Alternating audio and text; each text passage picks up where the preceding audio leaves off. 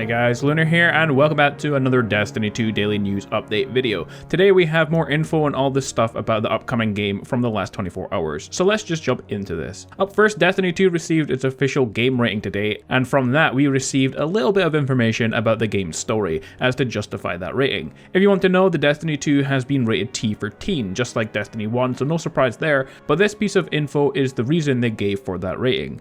This is a first-person shooter in which players assume the role of a guardian defending humanity against alien forces. Players travel across futuristic landscapes and planets to battle a horde of alien creatures. Players use pistols, machine guns, rocket launchers, and various elemental weapons, for example flame swords and lightning staffs, to kill enemies. Battles are frenetic and are accompanied by realistic gunfire and large explosions.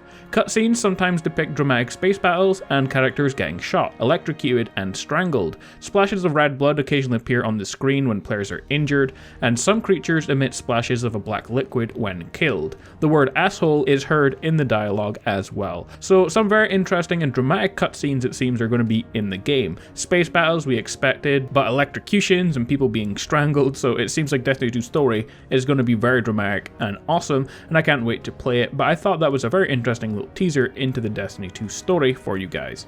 Up next, I wanted to go over the latest info we have for the Destiny 2 support on Xbox One X. Mark Noseworthy saying the studio team were interested in the console, but made no comment on what this support will be. He says, as he can see in the Destiny 2 beta, the PS4 Pro is already supporting dynamic 4K resolutions. The Xbox One X ships after Destiny 2, so we don't have any announcements for how we're supporting it right now, but it is something we are interested in. In terms of HDR, we won't support HDR at Destiny 2 console launch. He also goes on to say we're really excited about the feature and that he owns an HDR TV and he wants this feature badly, and that he hopes to see it arrive sometime post-launch but can't promise a date. So based on that, it's unclear just when we'll hear about more on the subject. Maybe they're just waiting for the game to release on PC before making any big announcements surrounding the new Xbox. I personally hope to see HDR in Destiny 2. It's not something that's really important to begin with, but it would be a nice addition to the 4K we will see on release like the PS4 Pro already has, and since the Xbox One is more powerful, it would be a nice feature to show off some of that improved hardware. Next up, I wanted to talk about the Destiny 2 Titan Striker and his abilities. Destiny 2 will bring back the Titan Striker subclass from Destiny 1,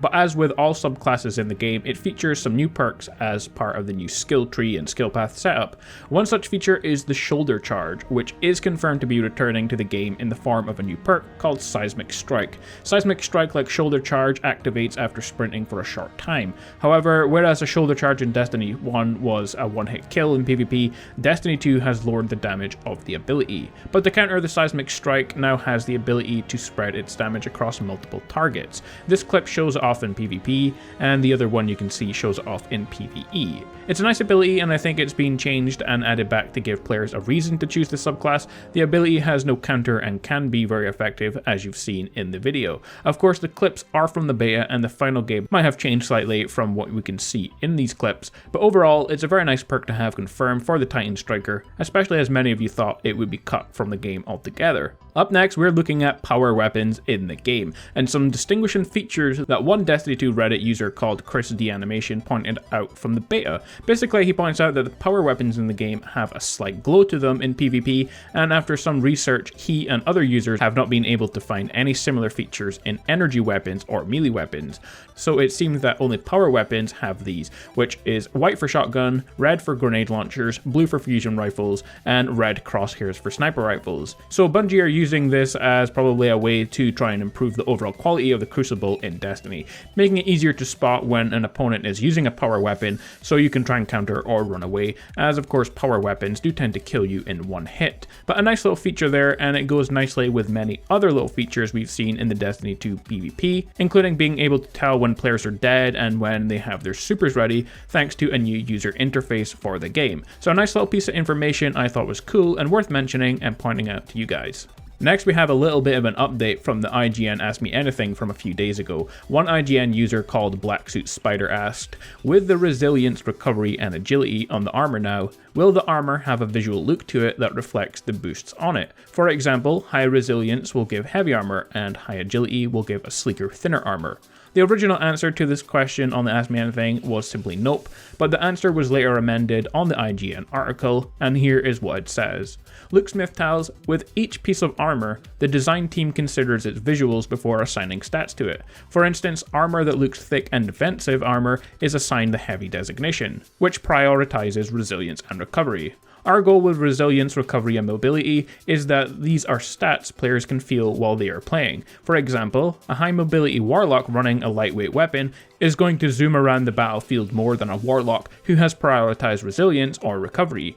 Adding additional resilience, recovery, or mobility to a piece of armor is just one use for a much discussed mod slot on armor in Destiny 2. So Luke Smith there confirming that the way that your armor looks in the game will be affected directly by your resilience, recovery, and mobility slot, and also they're confirming that there will be more than one type of mod for your mod slots on your armor pieces in the game as well. So that's a very nice piece of information. Finally, there is a new Rockstar energy drink promo that will allow you to get in-game loot. The cans like the one posted on this YouTube video actually have codes for you to enter for a chance to win stuff in-game. On the can, it tells you to go to destiny.rockstar.com/gb to enter. Now, the link doesn't appear to work yet, as it seems it will only start working in September, but once you enter, you will have a chance to win in-game loot, as well as a limited edition game, PS4 Pro, or a motorcycle. So that's pretty cool. However, if you read the small print to the can, it says you can actually win in-game engram content, up to 3 times per week, and what you get is random. So pretty awesome. If you want to spend loads of money on Rockstar Energy Drink, or you already do, then you could potentially have a chance to get 162 extra engrams over the course of 1 year. So that's not so bad. Of course, so far this appears to be limited to Great Britain, but there is still a chance for this to happen in other places like the US, as the website, of course, where you redeem this isn't even active yet. So we will have to wait and find out.